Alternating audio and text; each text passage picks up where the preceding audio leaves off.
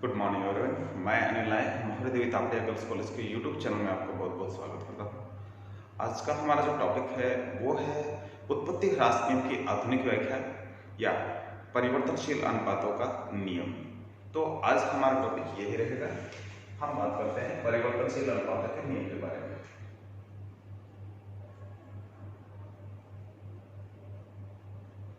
परिवर्तनशील अनुपातों का नियम अथवा में दूसरा इसका नाम वो है उत्पत्ति ह्रास नियम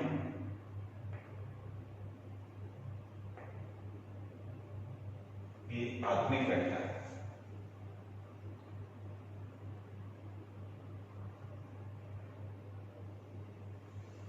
लास्ट वीडियो में हमने देखा था कि उत्पादन के जो 3 नियम पढ़े थे हमने कि उत्पत्ति वृद्धि नियम, समता नियम और ह्रास नियम, ठीक है। लेकिन प्रोफेसर मार्शल ने उत्पत्ति ह्रास नियम की कुछ अलग व्याख्या दी थी, ठीक है। प्रोफेसर मार्शल की जो परिभाषा है उसके अकॉर्डिंग उनको मार्शलियन परिभाषा के रूप में भी हम समझते हैं। इसी नियम को उन्होंने दोबारा से बताया था अलग से। तो उनका जो मत था वो ये था कि जो उत्पत्ति ह्रास नियम है वो केवल कृषि क्षेत्र में ही लागू होता है, केवल कृषि क्षेत्र में। तो इसलिए कृषि क्षेत्र में लागू होने के कारण क्या इनका जो दायरा था इनके नियम का वो क्या बिल्कुल लिमिट हो गया, सीमित हो गया। इसलिए इनके अनुसार जो इनका कहना था वो भी सही था, क्योंकि जो उत्पत्ति के जो कृषि क्षेत्र है उसमें हम देखते हैं कि हम श्रम और पूंजी की मात्रा लगाते हैं। तो थोड़ा लगातार यदि हम एक ही जगह पे कृषि करेंगे तो उत्पादन घटती हुई दर से हमें प्राप्त होने लगता है, ठीक है। तो उसका वो रीजन है क्योंकि जो भूमि की उत्पादकता है वो भिन्न भिन्न प्रकार की होती है और उसकी उत्पादकता में कमी भी आती है। आप एक ही प्रकार की एग्रीकल्चर करोगे, एक ही भूमि पे, एक ही प्रकार की भूमि पे लगातार एक ही प्रकार की यदि कृषि करते हैं तो उसका उत्पादन लगातार आपको घटती हुई दर से मिलेगा। सपोज करिए आपने अपनी भूमि पे आप सपोज करिए 20 एकड़ आपके पास भूमि है। 20 एकड़ में आपने पहली बार बाजरे की बुआई कर दी, ठीक है। फिर नेक्स्ट सीजन कुछ भी उसमें चेंज नहीं किया, आपने वापस 20 एकड़ में बाजरे की बुआई कर दी, फिर 20 एकड़ में बाजरे की बुआई कर दी। 3-4 बार करेंगे ना। तो पहली बार सपोज करिए कि आपके पास प्रोडक्शन है वो 100 क्विंटल से मान लो उस पर बाजरा हुआ है, लेकिन अगली बार देखोगे तो 95 मिलेगा, यानी कुछ कम मिलेगा, ठीक है।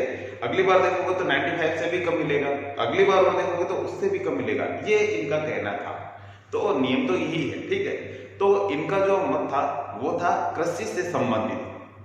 अब आधुनिक अर्थशास्त्रियों ने इस बात को थोड़ा नकारा और कहा कि केवल ये नियम है जो कृषि में ही लागू नहीं होता है, ये उत्पत्ति के अन्य क्षेत्रों में भी लागू होता है। ये अन्य क्षेत्र में कहाँ कौन कौन से क्षेत्र में लागू होता है मैं आपको नेक्स्ट वीडियो में बताऊंगा, बट अभी अपने टॉपिक पे चलते हैं। तो इन्होंने क्या कहा, नए अर्थशास्त्र में प्रोफेसर सैमुएल्सन, के बोर्डिंग और श्रीमती जॉन रॉबिन्सन मुख्य में। तो इन्होंने इस नियम को नए तरीके से बना दिया। इन्होंने कहा कि ये केवल नियम कृषि में लागू नहीं होता है, उत्पत्ति के अन्य क्षेत्रों में भी लागू होता है। इन नए आधुनिक अर्थशास्त्रियों के अनुसार इसकी जो परिभाषा है वो इस तरीके से है कि यदि आप उत्पत्ति के अन्य साधनों को स्थिर और किसी एक साधन को आप परिवर्तनशील मानकर उसकी मात्रा जैसे जैसे बढ़ाएंगे तो आपको एक निश्चित बिंदु के बाद में उत्पादन घटती दर से प्राप्त होगा।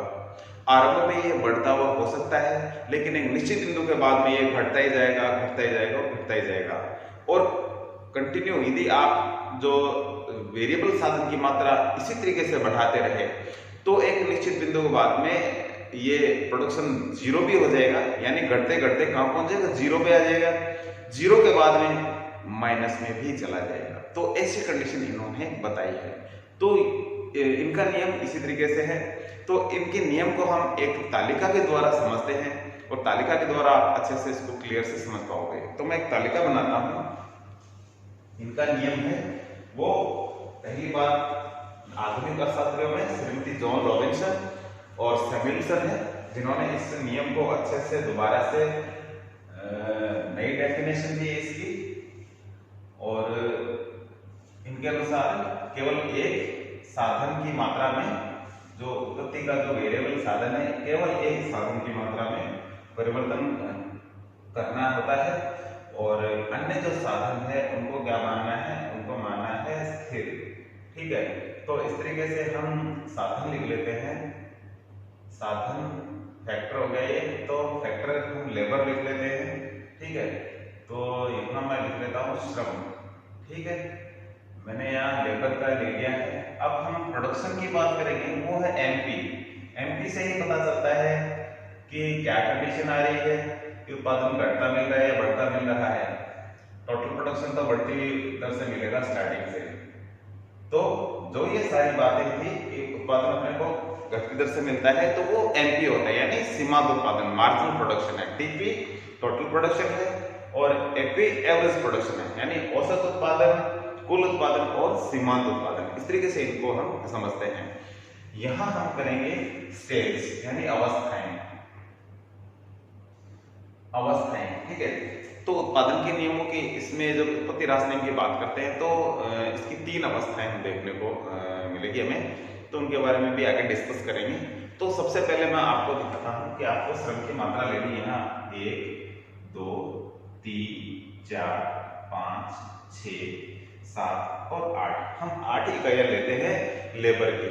अब हम क्या करते हैं, हम सीमांत उत्पादन के बारे में बात करते हैं। इस नियम के अनुसार क्या था कि जैसे जैसे आप वेरिएबल, ये वेरिएबल फैक्टर है, ठीक है, यानी परिवर्तनशील साधन है, इसकी मात्रा में हम आसानी से परिवर्तन कर सकते हैं, यानी कमी या वृद्धि कर सकते हैं। तो जैसे जैसे हम इसकी मात्रा को बढ़ाते हैं, ठीक है, तो एक निश्चित बिंदु के बाद में हमें उत्पादन क्या मिलता है, घटती दर से मिलता है। ठीक है, आरंभ में ये बढ़ता हो सकता है, लेकिन एक निश्चित बिंदु के बाद में ये घटता ही जाएगा, 0 पे पहुंच जाएगा और नेगेटिव भी हो जाएगा। तो ये कंडीशन हमें देखने को मिलती है। तो हमें क्या करना है, आरंभ में ये बढ़ता हो सकता है, ठीक है, मैंने बात की आरंभ में बढ़ता हो सकता है, मैं इसको बढ़ाता हूं 10 20 30। अब ये आरंभ में बढ़ा दिया, अब ये क्या है, घटता ही जाएगा। अब मैं करता हूं इसको 20 10 0 -10 और -30। 10 20 के आंकड़े लेते तो क्या जोड़ बाकी में क्या इजी रहता है, तो इसलिए ऐसे आंकड़े लेने चाहिए।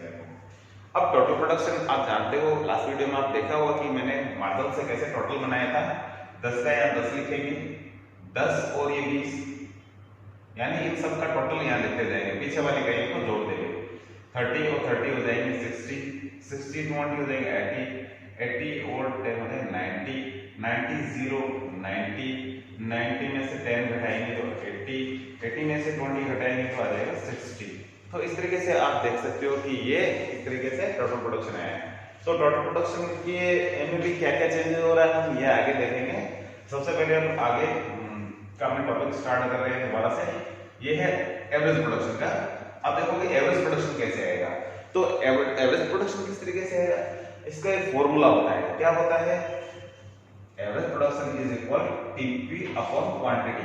क्वांटिटी किसकी है, लेबर की, हमने यहाँ लिखा है श्रम की, तो इसका हम भाग लगाएंगे टोटल प्रोडक्शन पे, इससे डिवाइड करेंगे तो हमें ये एवरेज प्रोडक्शन मिल जाएगा। तो एक को हम 10 में भाग लगाएंगे तो आ जाएगा यहाँ 10, 2 का 30 में भाग लगाएंगे तो आ जाएगा 15, 3 का 60 में लगाएंगे तो आ जाएगा 20, और 4 का 80 में 20, 5 का 90 में 18, 6 का 90 में 15, 7 का 80 में लगाएंगे तो 11.4 के आसपास का कुल मान लेते हैं, 8 का लगाएंगे तो 7.5 किलो हो जाएगा। तो इस तरीके से ये तीनों प्रकार का जो प्रोडक्शन है हमें देखने को मिला है। अब आपको ये करना है कि इसमें जो स्टेज है हम इसको 3 स्टेज में डिवाइड करते हैं, ठीक है। तो कौन कौन सी स्टेज कहां से लेनी है, तो हम इसको यहां से, ये जो है ये हो गया, ऊपर की जो 4 इकाइयां हैं हम इनको फर्स्ट स्टेज में लेते हैं, फर्स्ट स्टेज, और बाकी जो 2 इकाइयां हैं इनको हम लेते हैं सेकंड स्टेज में, और इसको लेते हैं थर्ड स्टेज में, बाकी 2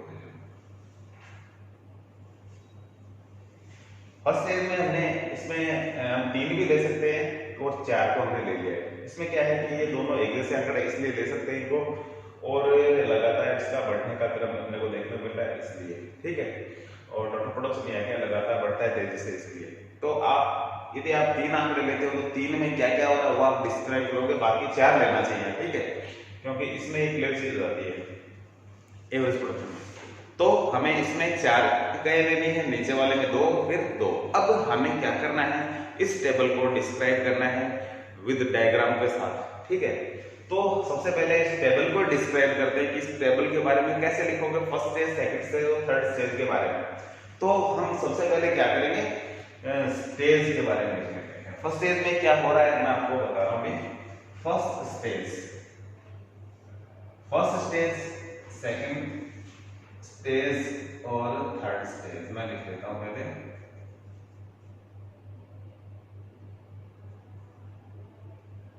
ये थर्ड स्टेज है।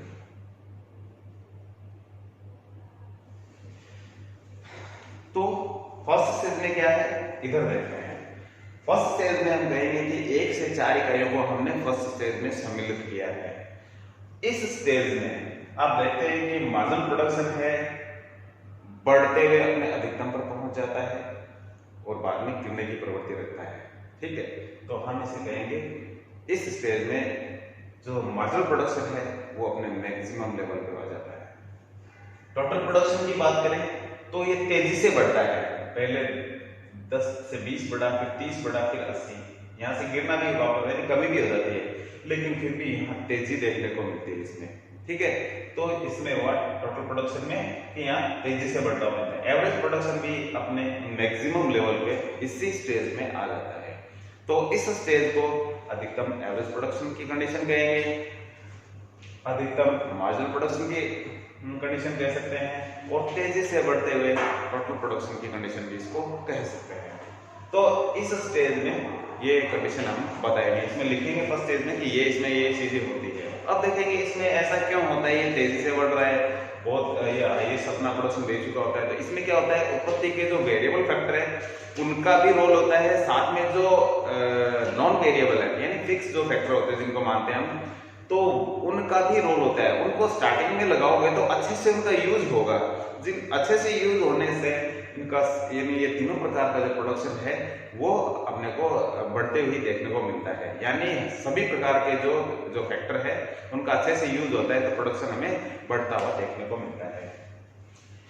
सेकंड स्टेज में हम 5वीं और 6ठी इकाई को लेते हैं लेवल की। उसमें आप देखोगे कि जो मार्जिनल प्रोडक्शन है अपने मिनिमम लेवल पे आ गया, 0 पे, ठीक है।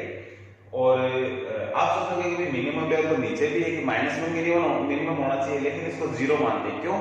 क्योंकि इसका मतलब ये होता है कि किसी व्यक्ति को पता है कि मैं इससे ज्यादा प्रोडक्शन करूंगा तो मेरे को लॉस होगा, तो उस कंडीशन में कोई लॉस में कोई भी प्रोडक्शन नहीं करता है। तो जिसको पता होता है कि भी आगे मैं चल रहा हूँ, खड्डा है, तो वो खड्डे को टालेगा, नहीं कि उसमें जाके गिरेगा। तो ये कंडीशन होती है, तो इसलिए प्रोडक्शन यही रोक दिया जाता है 0 पे। तो इसको हम कहते हैं कि सीमांत उत्पादन, ये जो सेकंड स्टेज है मिनिमम सीमांत उत्पादन की अवस्था भी कह सकते हैं इसको। टोटल प्रोडक्शन इस अवस्था में देखते हो कि मैक्सिमम पे पहुंच जाता है अपने 90 लेवल पे, ठीक है। और एवरेज प्रोडक्शन में सेकंड स्टेज में देखने को मिलता है कि आपको गिरावट आना स्टार्ट हो जाता है। सेकंड स्टेज में एवरेज प्रोडक्शन गिरना स्टार्ट हो जाता है, ये अपने मैक्सिमम लेवल पे आ जाता है और ये मिनिमम लेवल पे आ जाता है। तो इस तरीके से तीनों चीज हम बताएंगे सेकंड स्टेज में। अब हम बात करते हैं 7 और 8 इकाई जिसको हमने थर्ड स्टेज में लिया है।